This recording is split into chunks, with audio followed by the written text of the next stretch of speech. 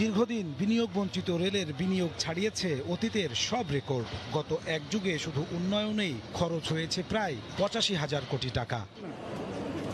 অথচ একটুও পরিবর্তন হয়নি যাত্রীদের পুরানো সব অভিযোগ। শিডিউল বিপর্যয়, আসন আর টিকিট সংকটের ভোগান্তি নিয়ে চলছেন যাত্রীরা।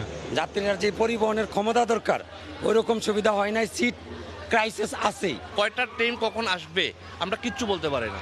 ঘন্টার পরে ঘন্টা প্ল্যাটফর্মে এসে বসে থাকতে হয় ভাইয়া। আগে 6 ঘন্টা আগে আমরা জন থেকে বুঝতে পারছি সিলেট, আর ওখান যাইতে লাগে 7 থেকে 8 ঘন্টা। বিনিয়োগের সাথে পাল্লা দিয়ে বাড়ছে সরকারি এই প্রতিষ্ঠানের লোকসান। গত এক যুগে লোকসানের পাল্লা ছাড়িয়েছে 15,000 কোটি টাকা।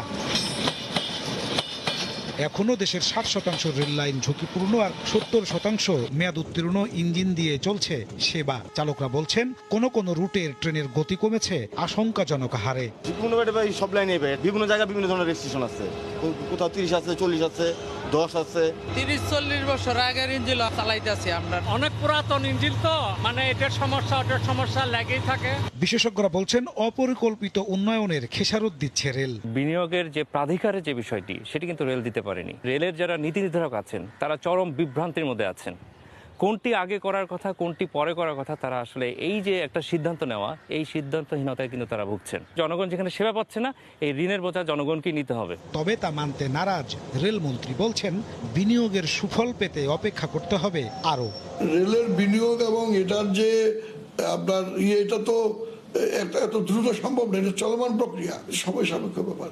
এত দ্রুত এটা সুফল আপনি পাবেন এটা কেমনি আশা করেন? বর্তমানে রেলের 36টি উন্নয়ন প্রকল্প চলমান, যার সম্ভাব্য ব্যয় ধরা হয়েছে প্রায় 1,44,000 কোটি টাকা। গত 10 বছরে 72,000 কোটি টাকা খরচ করেও গত অর্থ বছরে রেলের লোকসানের পাল্লা ছাড়িয়েছে 2,000 কোটি টাকা।